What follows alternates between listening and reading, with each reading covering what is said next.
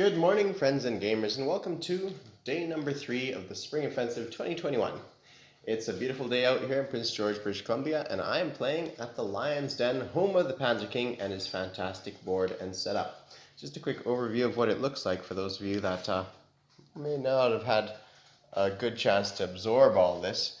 It looks absolutely gorgeous in my opinion. I think there's a lot of beauty and workmanship put into this, and it's an absolutely fantastic board with pieces galore, roundels galore, and it just looks absolutely gorgeous. Now for the sake of some of the commentators, this is not necessary for the base game. A lot of this is just a labor of love by Panzer King, and it's not necessary for the case of the game. Like for instance, the roundels and all the colored pieces and the facilities and structures. Those are not necessary to have fun with the game. It's just something that Panzer King likes to put in there because he just absolutely loves this game, and it's definitely a work of art, this board, and truly it is a magnificent sight to behold. So that's what we have here. So it is turn number 12, or 13 I suppose, which would be July 1942. We're looking at July 1942, and things have taken a sharp turn for the Axis just this past turn. Yesterday, well, it's been a fatiguing exercise for me. We have a four-week-old baby at home, so my sleep schedule has been all over the place. And I've been short on sleep this whole past week as I'm working on different projects and stuff. And it's just been generally fatiguing. And so yesterday, well, on the first day we came in here, we showed up at 6 and played till near on 11 o'clock in the evening. And then I stayed up till about 2. By the time I found my Airbnb, checked myself in, moved my stuff in, had a shower, relaxed, called my wife, and did some editing of some videos and some planning for the next day. It was 2 a.m. So I had 4 hours of sleep before the next day, and the next day we did a grueling 15 hours. Now I'm not as young as I used to be, and I'm kind of getting to the sedentary middle age, right? So I'm not used to doing 15 hours of grueling intellectual work. For me, it was extremely fatiguing at the end of the day. So towards the end of the day, I started to make mistakes, and I would say that's a participating reason for why the Axis aren't doing so good. But let's cover what happened before that. Germany, well, unfortunately, Germany had some luck and some unluck, where they managed to take out Paris with not horrible casualties, but some casualties. And then they delayed their attack for 1 turn against France, and so that held them up a little bit. And then their attack into Yugoslavia was a little bit weaker as well. And then on top of it all, General Hand Grenade got quite lucky with his die rolls for increasing the Soviet income, and so now he's firmly at war. And so we see a situation where Germany has not once touched Soviet soil throughout the whole game. They have not made any inroads onto Soviet soil, and no Operation Barbarossa has occurred. It's simply a holding tactic here in Romania and up here in Belarus, or Eastern Poland, where they're just holding on to territories, trying to hold on, and try to keep some victory points here, there, and everywhere in hopes that, collectively the Axis, everybody holds on, then the Axis would manage to squeak by and maybe get a victory. But that meant the most exposed nation, Japan, was most exposed to being attacked. Italy has been doing a fantastic job keeping their victory points, and essentially it's 1 for Albania, 1 for Ethiopia, and trying to have the most battleships in the Atlantic, which they may not succeed in doing. They have here, what do they have here? They have in the presence here 2 battleships, and the Allies are coming in force to try to get more battleships into the Mediterranean as well. But currently they sit at 4 victory points, which is quite happy for them. So I think, if I remember correctly, the Axis have, I believe it was 5 or 6.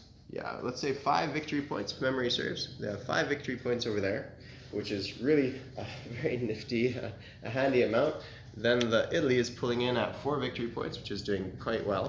And then the Japanese have been bringing in 9 victory points. 9 victory points is what they had at the start of last game. Now, this game has been a little bit wonky this past turn. I bring up the fatigue a little bit again, because 15 hours at the end of the day on their last turn, I said, guys, let's go home. I'm tired, my brain is fogged up, I'm having difficulty.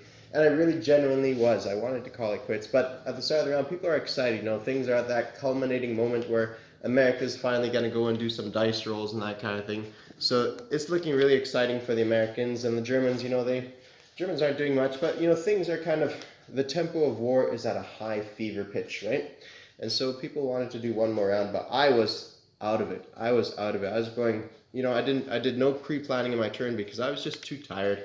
I wanted to go home. But nonetheless, I went with the flow of things and just went along with the rest of the team to play that turn. Retrospectively, it was a huge mistake. So let me tell you what I did on my turn, on my past Japanese turn. I had saved up some money. I'd saved up 33 bucks from the previous turn, so that let me start off in turn number 13. I had 106 bucks to spend, and that's after being convoy raided by the Soviets, the Americans, and the British. So it was a lot of convoy raiding, and I had a pile of money to spend. And the reason I saved that money is because I've been waiting for the last 5 turns on improved construction. The reason I need improved construction is it reduces the cost of my ships by 1. So effectively, if I buy 4 ships or 6 ships, then I get basically a free ship for free, right? And so I've been waiting and waiting and waiting in anticipation. I've been delaying my production of ships for turn after turn after turn in anticipation of dropping down a bunch of ships all at once with that discounted price. Now the Americans, they got very lucky with their improved construction and got it quite early. For me, I've been spending last 5 or 6 turns now sitting at stage 3 and still not managing to do it. Nonetheless, the time had come where I had to do something or miss the boat entirely. So the Americans put their position right there, and they placed on the board 11 light cruisers over here.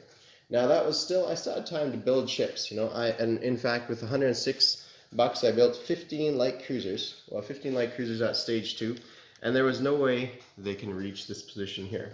No way at all. So things are looking quite good so far. And let me point out that the rest of the stuff on the map. I took out Anzac off the board completely. There was nothing existing over here. I took out Sydney and New Zealand and Sydney, and therefore all Anzac units got removed. And Madman Dan did actually a nice play where what he did was he used the rest of his ships to kind of kamikaze mine, which worked out quite well. He didn't cause any hits, but it was a smart move. And then over here, I hold all the money islands, and I hold Burma as well, cutting off the Lend-Lease or the Burma road to the KMT.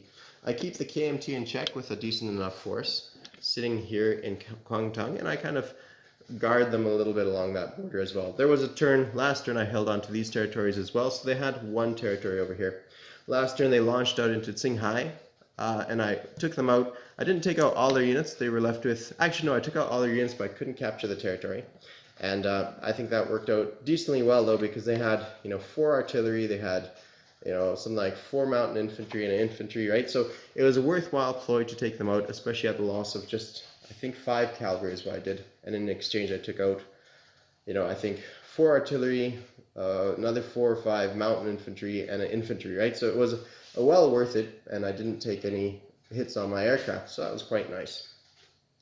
Things are looking good. They're kind of being pinned up. Anytime they launch out, I managed to strike them, and things weren't looking too bad there. Now the Soviets, because they're stalled a little bit on this side with only 2 territories to go to, one being a mountain territory and one being in eastern Poland, they felt like they had to put pressure on the Axis player with the most victory points. I have 9 victory points over here, and they moved their factory over on the far east to put pressure on Manchuria and perhaps bringing the CCP back into the fight and get their 2 victory points back. So last turn they moved their factory here. This turn they placed 8 units in this position, which could put a lot of pressure on me on this side and really start putting the hurt on the Japanese on this side of things. So things were looking fairly steadfast. The Soviets were the most concerning factor, but I think overall the American fleet, I had equal amounts spread across the Pacific in decent position. I had them all sitting here, so they could have reached this position there without a problem.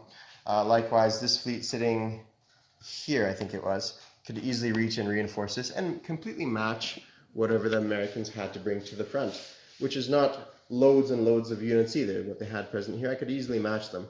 In addition to that, I had collectively across all my aircraft, I had, what was it,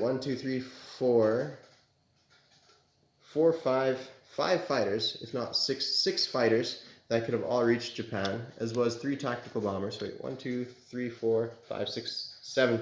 7 fighters that could have reached Japan easily, as well as 3 tactical bombers. So I had the defense all geared up, ready to go, with a massive striking force of aircraft, like truly massive. And on my Japanese turn, I was so fatigued, I felt like I was going cross-eyed. I literally felt absolutely burnt out. And so I told my Axis allies, like, guys, come watch me, give me ideas because I'm completely out of it. And so what I did on my turn is I pulled units out of Japan and I attacked Hong Kong. I used all my aircraft that could reach and attacked Hong Kong. You know, with 7 aircraft that could have been going into Japan, I attacked Hong Kong. I don't know what was going through my head.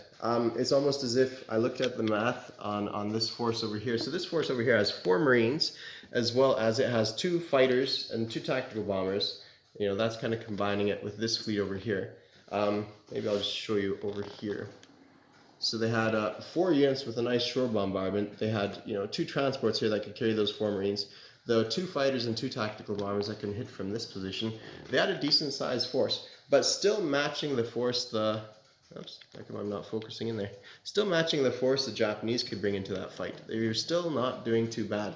If I moved everything that I could, which there was a nice amount of units, if I moved everything I could to that position, I could have definitely held them off, especially considering I would have 7 fighters to also assist in that fight. There was no way he could have done anything.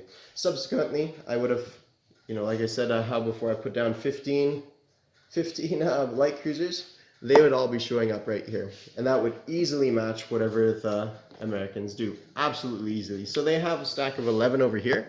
They go 1, 2, 3, 4. They still wouldn't be able to reach this turn for a joint attack with this force, as well as this force over with the light cruisers.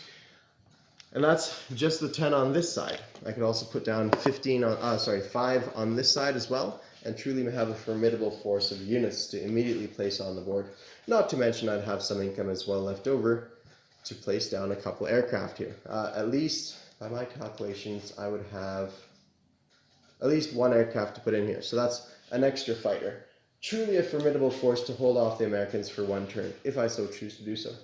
Unfortunately, my brain was completely fogged where it's almost as if I looked at Japan and said, that's too tough math to even think about. I'm not even going to worry about them. I'm going to go to the simplest thing.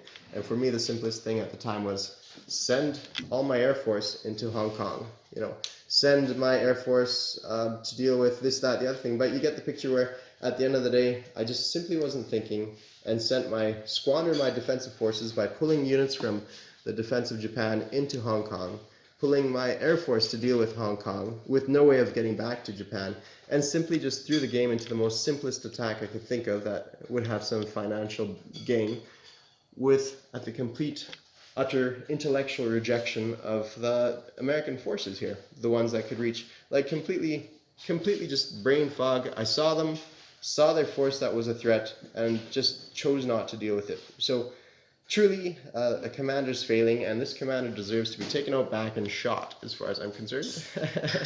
So he's not in a great position. So we're going to see some dramatic unfoldings here, and there's nothing that the Japanese can do to challenge them at this point. To illustrate the point too, last turn I built 10 militia as well as, 7 infantry. All of those could have been put here in Japan. All of them, every single one of them if I wanted to. And they defend at a +1 in Japan as well, in the mountain territory. So they have a really fantastic defense.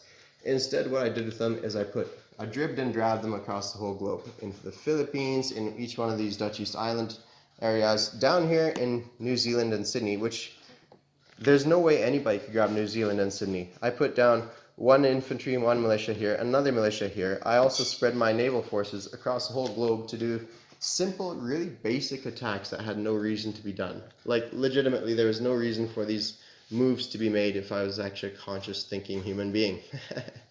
I simply just went with the most expedient intellectual option just to get my turn done and go home with no thought whatsoever to the defense of anything. So what are the consequences of my action? Well, they are severe. They are very severe. Tokyo will fall this turn. There's no doubt about it. 4 Marines and 2 tactical bombers, 2 aircraft, as well as 2 shore bombardments with battleships, 2 shore bombardments with heavy cruisers. Absolutely will wipe out my forces here. If they so choose to, they could even simply do a strategic bombing on that airfield, and well, I guess that wouldn't surround me, but you get the picture. The strategic bomb these units here, and likely they won't even need to go in. They won't even suffer any casualties in the capture of Japan. Like, absolutely. What will that do to Japan? Well, it'll take off, currently they would have banked roughly about $70 of income, and $70 of income will go straight, it'll disappear right off the board. And that is huge, and there's no way I could recover from that, because this fleet is coming in there, and it was crucial that all those light cruisers show up on the board. If they didn't show up on the board, then immediately I get blockaded, and even if I do capture Tokyo back, there's no way I could win this game, because Tokyo, the blockade, I would only collect money from these islands here. So that's what, $7 of income if I capture Tokyo back. After $7 of income, especially by being raided by the convoy lines present here, I have nothing left. So at this point, I may as well throw in the towel and say, guys, I'm done. Legitimately, there's nothing I could do. Legitimately, absolutely nothing. So a completely boneheaded fatigue move. Instead of the defense of Japan, where I poured in all 7 of my fighters at this crucial moment, my 3 tactical bombers, as well as built my 10 militia there and 7 infantry in Japan. Instead of doing that, and also assembling my fleet in a position where I could react to any attack if it's scattershot enough, because if I put my entire fleet here, combined with my air force, they would never consider coming over here. Absolutely would not consider coming there with their fleet. Instead, I squander that opportunity, and I've lost the game for the Axis as far as I'm concerned. The Axis were bringing, if you include their victory cities, the objective cities that they're required to have, like I said before, Germany is making 5 to 6 victory points. Italy's got, I think at this stage they'll have 4 or 5, but that's not gonna last long because they're gonna lose superiority in the Atlantic. So 4 or 5 victory points. And Japan is bringing in the majority, or not the majority, but the larger minority with 9 victory points. So it's almost lapping everybody else in victory points. Not quite, but close enough. So that will all crumble very, very, very quickly. It won't take long because Tokyo falls, and if I manage to capture it, which is no guarantee, and likely would be able to guarantee it, that income disparity of losing my entire treasury is just too much. It's such a disastrous occurrence, a nightmarish occurrence that makes me just want to say, guys, roll on my behalf. I'll still be around, but I can't face this. I can't face rolling for something that's such a hopeless cause. Like, I don't even feel like recapturing Tokyo just because it's just a slow strangulation of that at that point, right? That's my feelings behind this. It was such a disastrous, mentally fatiguing turn that I shot all my bolts. And unfortunately, I did not put my foot down and say, guys, I'm so fatigued, I can't do my turn. Legitimately can't do my turn. Instead, I thought, yeah, I'll hammer through this one and we'll see how it goes.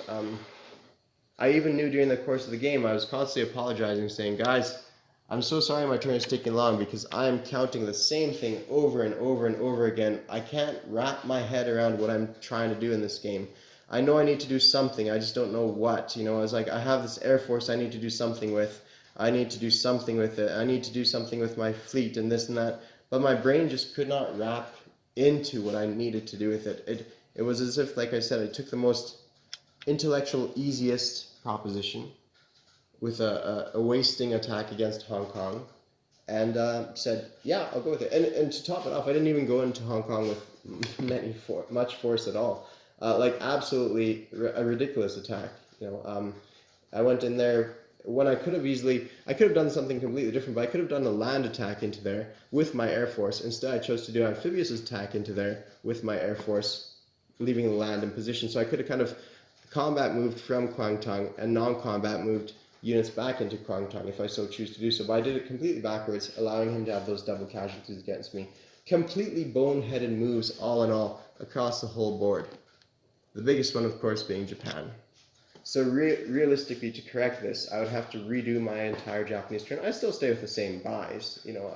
I still stay with the same tech rolls. I rolled 0 for tech rolls. But on my combat and non-combat moves, my brain would just not cooperate. I just said I was done with it and rejected all notion of complexity and the complexity of the Americans attacking. Yeah, so to top it all off, well, this may sound like a lot of excuses, but Yeah, I also want to give a perspective too. So one quick add-on. After I'd done all my turn, after I'd said my turn is done, and after, I said, guys, even during my turns, like, guys, as soon as my turn is done, I'm out the door. I'm burnt out. I'm going to bed. As soon as I was done my turn, America said, okay, we're gonna make a landing in Tokyo, and I thought in my head, I was like, snap, shoot, I'm done the game. And that was such a depressing moment for me, saying, it's not even, I didn't even try, I didn't even try for the defense. It's just as if I rolled over. I didn't, of all the 10 militia I built and 7 infantry I built, none of them showed up in Japan. So absolutely horrendous. So this is the decline of Japan. At this stage, we'll see rapid change around of pace, where Japan will go from having 9 victory points to having no victory points. And that is it. So it'll be a solid Comintern victory at this point, and the Allies will very successfully do quite well. But I think at the end of the day, the Allies can't do anything against the Communists until the Allies capture, well, Berlin and Tokyo. And I think that chance is fairly slim at this stage, especially before the clock runs out. Well, we still have, I guess, 5 more turns, 6 more turns, but an absolutely stupid move, and one which may put my career to the end. Okay, all. Thank you all for watching, and I hope you see my perspective on things. Cheers. So